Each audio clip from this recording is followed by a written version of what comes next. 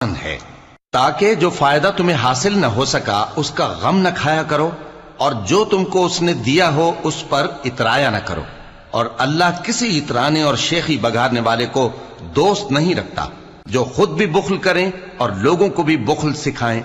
اور جو شخص روگردانی کرے تو اللہ بھی بے نیاز ہے، لائق حمد و ثنا ہے۔ ہم نے اپنے پیغمبروں کو کھلی نشانیاں دے کر بھیجا اور ان پر کتابیں نازل کی اور میزان عدل، تاکہ لوگ انصاف پر قائم رہیں، اور لوہا پیدا کیا کہ اس میں اسلحہ جنگ کے لحاظ سے زور بھی بہت ہے اور لوگوں کے لیے فائدے بھی ہیں، اور اس لیے کہ جو لوگ بن دیکھے اللہ اور اس کے پیغمبروں کی مدد کرتے ہیں اللہ ان کو معلوم کرے،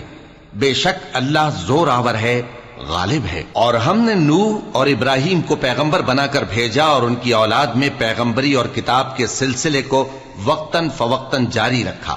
سو بعض تو ان میں سے ہدایت